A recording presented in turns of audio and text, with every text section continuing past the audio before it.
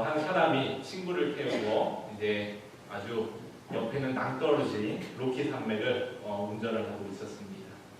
그런데 이제 한참 이제 운전을 하다가 이제 그 옆에 이제 조수석에 앉은 친구가 운전하는 친구에게 이야기를 합니다. 야, 네가 이렇게 급작스러운 커브를 돌 때마다 나는 무서워 죽는 줄 알았어. 그러자 운전하는 친구가요 이렇게 대답을 합니다. 야, 그러면 그때는 나처럼 해봐. 커브를 돌 때 너도 눈을 감으면 돼. 이렇게 이야기를 합니다. 아주 위험한 유머지요. 그렇죠. 커브를 도는데 눈을 감고 운전하는 사람이 커브를 돌면 어떻게 됩니까? 글쎄요. 이렇게 운전하시면 안 됩니다. 아셨죠? 눈을 감는다고 위험이 사라지는 것은 아니지요. 이때는요. 눈을 크게 뜨고 낭떠러지를 볼 것이 아니라 어디를 보고 운전을 해야 됩니까? 길을 보고 운전을 해야 합니다. 사실은요. 낭떠러지가 아니라 길을 볼 때 갈 수 있는 그 능력, 사실은 그 능력이 오늘 함께 나누고자 하는 성령의 열매 화평입니다.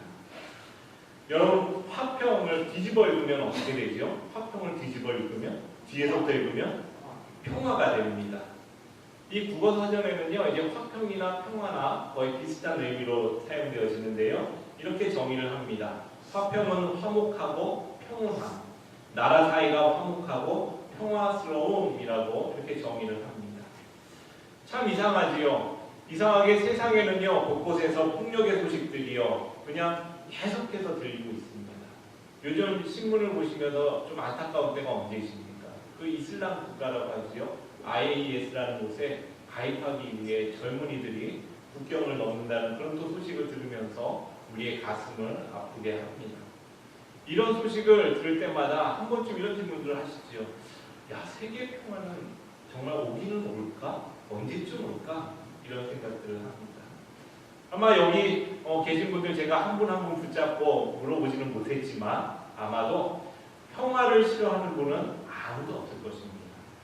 아니요, 저기 시카고의 거리에 나가서 누군가를 붙잡고 당신은 평화가 싫습니까? 라고 물어본다면 아마 평화를 싫다고 할 사람은 아무도 없을 것입니다.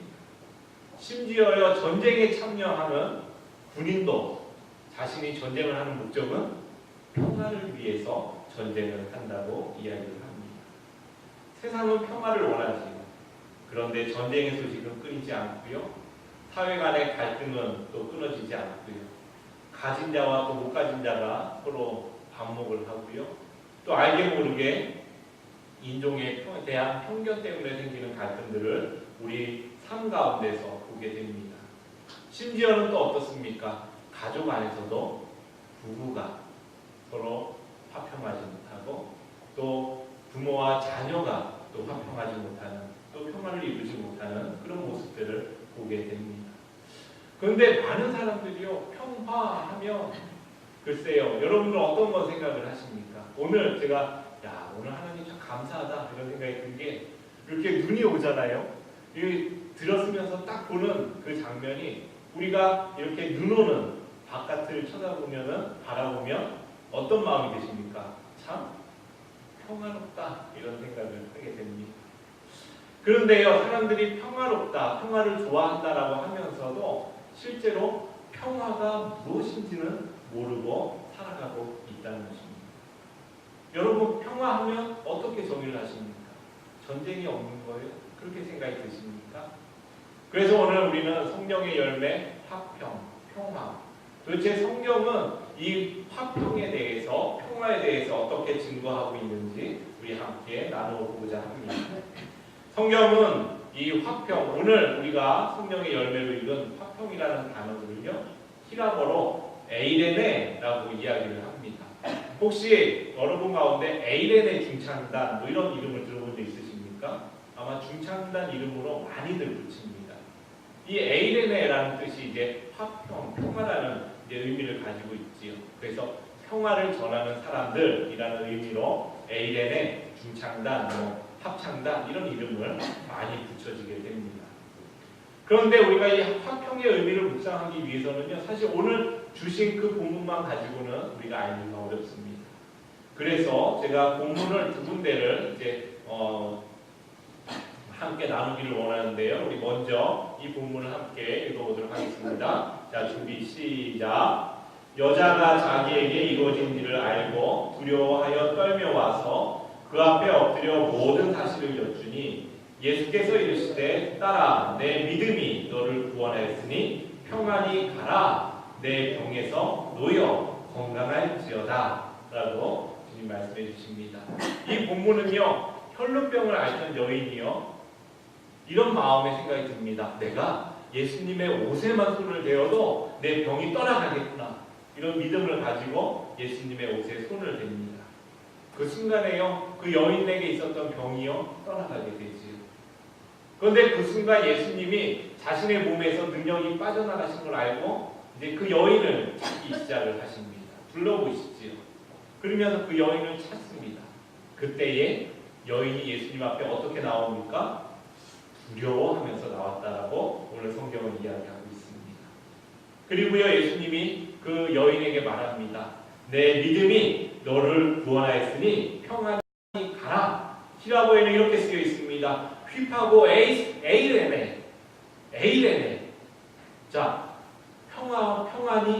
평안과 함께 가라라고 이렇게 이 성경 구절은 기록하고 있다는 것입니다. 또 한 구절 더 읽을까요? 한 구절 더 읽어보겠습니다. 준비 시작.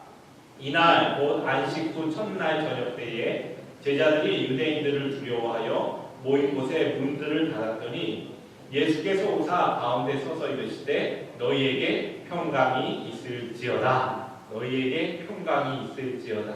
이제 예수님의 십자가에 달려 돌아가시고 난 후에 예수님을 따르던 제자들이요 두려움에 빠졌습니다. 그리고는요 그들이 두려워서 문을 잠그고 그들이 모여 있었습니다. 그때요 예수님이 오셔서 제자들에게 말씀하십니다. 에이레네 휘민 너희에게 평강이 있을지어다. 이렇게 말씀을 해주신다는 것입니다. 에이레네라는 단어가요 두 군데서 다 사용되어지고 있는데 우리 앞에 읽었던 곳에서는 평안으로 또 뒤에 읽었던 곳에서는 평강으로 그렇게 번역되어지고 있습니다. 그런데 그게 어떻게 번역되든지요 여러분 기억하시기를 바랍니다. 이 에이레네라는 단어는요 두려움이라는 단어와 함께 사용되어진다는 것입니다. 다시 말해서요 에이레네, 화평, 평화, 평강, 평안 이런 것들은요 두려움 없이 가는 것, 두려움 없이 사는 것 이것을 의미하고 있다는 것입니다. 이제 화평이 무엇인지 아시겠습니까? 두려움이 없이 살아가는 것을 화평이라고 하는 것입니다. 전쟁이 주는 두려움이 없는 상태가 평화입니다. 전쟁이 없는 것이 아니라 전쟁이 주는 두려움이 사라진 상태를 평화라고 하죠. 그리고요 결과에 대한 두려움 없이 열심을 다할 수 있는 것 그것이 바로 평안입니다. 그리고요 우리가 사람과 사람이 만나면서 어떻습니까? 이 사람이 나를 싫어할까? 이 사람이 나를 미워할까? 이 사람이 나를 떠나갈까? 이런 두려움 없이 우리가 서로 만남을 가지는 그 순간의 모습을 바로 평강이라고 이야기를 하는 것입니다. 에이레네라고 하는 것이죠. 인도설화에 이런 이야기가 있습니다. 이제 어떤 마술사가요 이제 지나가다 보니까 벌벌 떠는 쥐가 있는 것입니다. 그래가지고 너무 그냥 불쌍히 여겨져서 이제 그 쥐를요 마술을 써서 고양이로 변하게 했습니다. 그랬는데요 이 쥐가 고양이로 변했는데 여전히 계속 벌벌 떨고 있는 겁니다. 그래서 가만히 왜 그런가 봤더니 고양이가 됐는데 이제는 개가 무서워서 벌벌 떨고 있는 겁니다.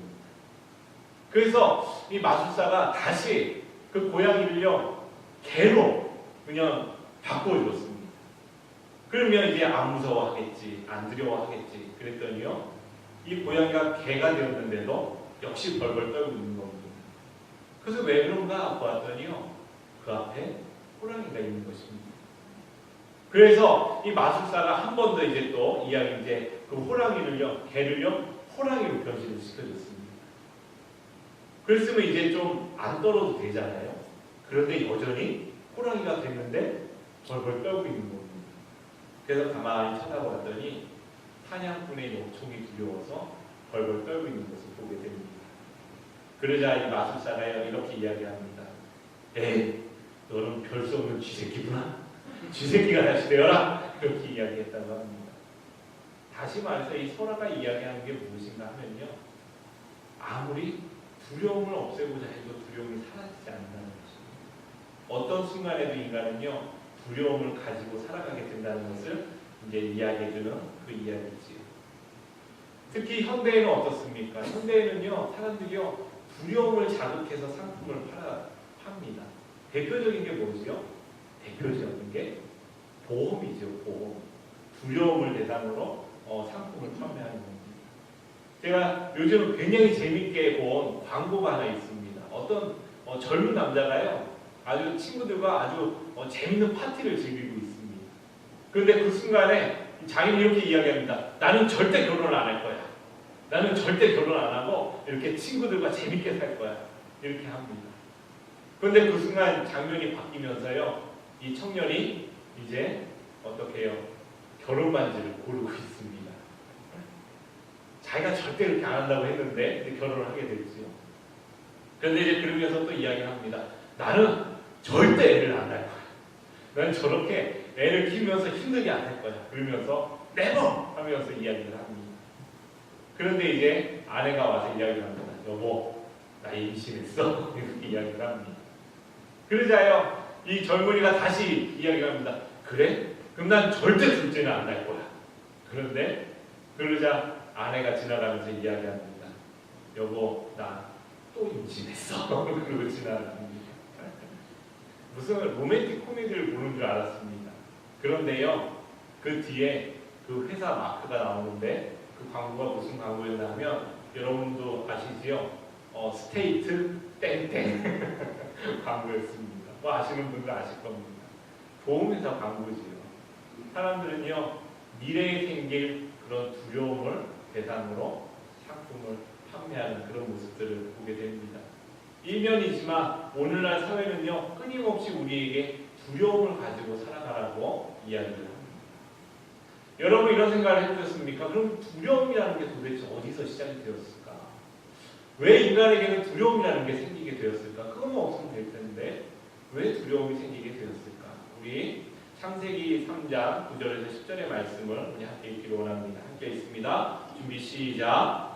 여호와 하나님이 아담을 부르시며 그에게 이르시되 내가 어디 있느냐? 이르되 내가 동산에서 하나님의 소리를 듣고 내가 벗었으므로 두려워하여 숨었나이다.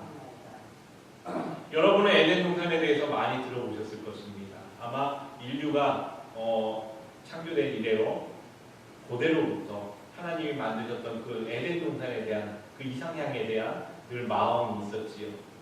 그곳에서 한 가지 사건이 벌어집니다. 무엇인가 하면 아담과 하와가 하나님과 약속했던 약속을 깨고 선악과를 따먹는 사건이 일어나게 되지요. 그 순간에 아담과 하와는요, 하나님을 숨어 이제 피해 숨게 됩니다. 그리고 이렇게 고백합니다. 지금 읽었던 말씀처럼 하나님의 소리를 듣고 내가 벗었으므로 두려워하여 숨었나이다. 그 전에는요, 두려움을 모르고 살아가던 아담과 하와였습니다. 그런데 하나님과의 관계가 깨어지는 순간 그곳에는 두려움이 찾아왔다는 것입니다.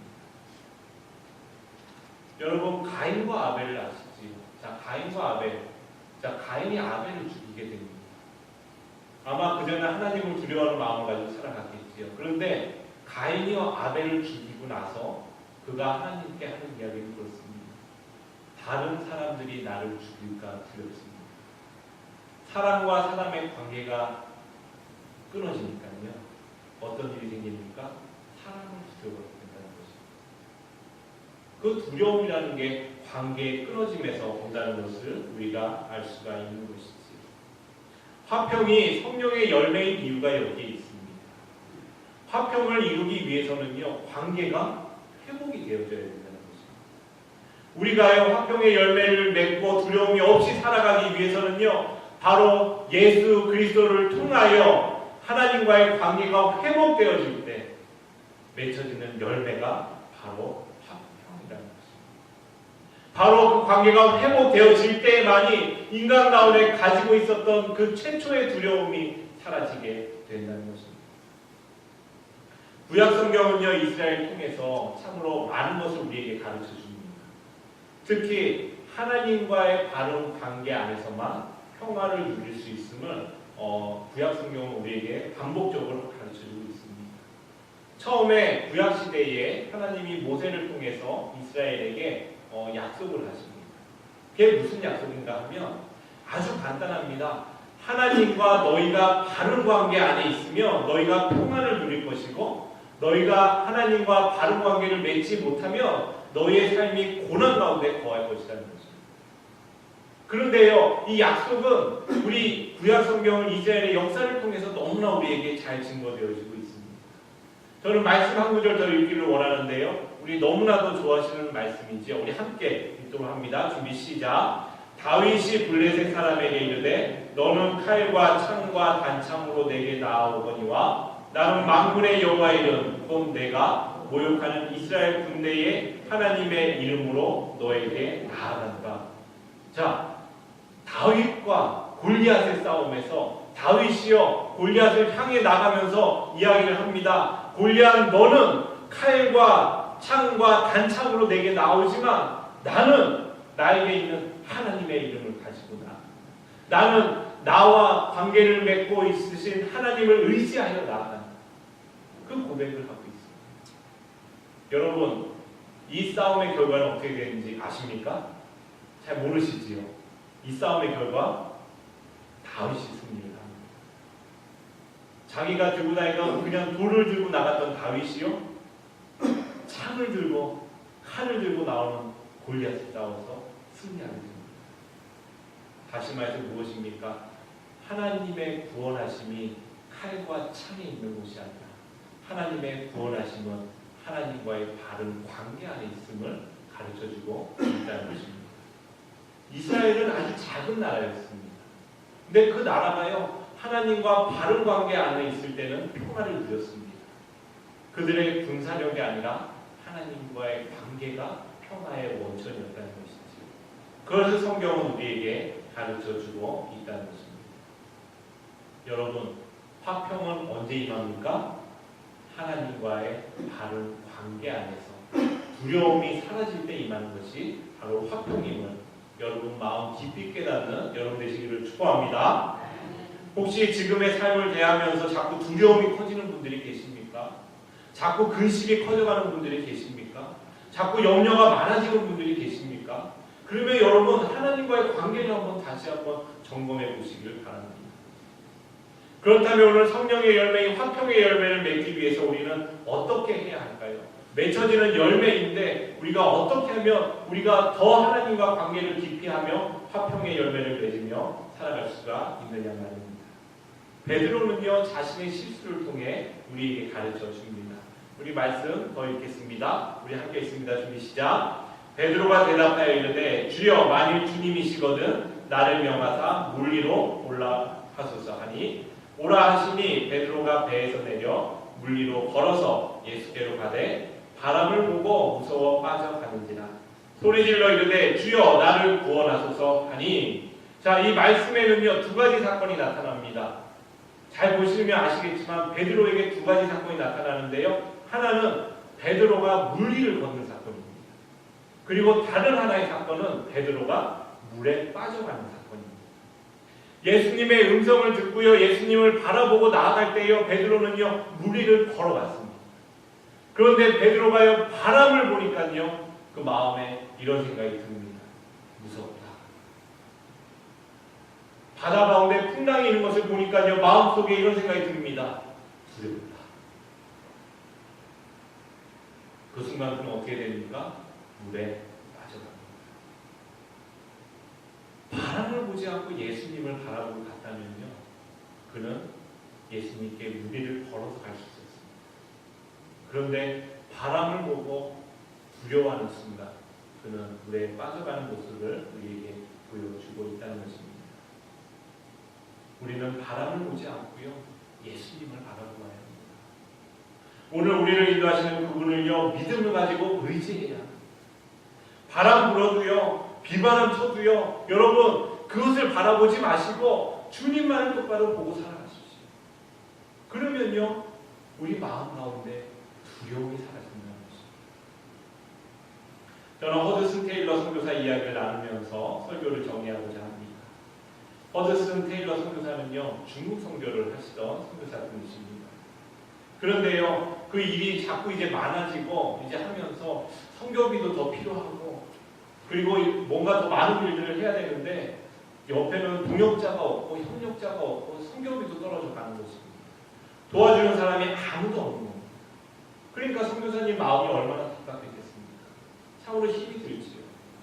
그러니까요 인간인지라 신경쇠약에 걸릴 정도로 그렇게 피폐해지기 시작했습니다.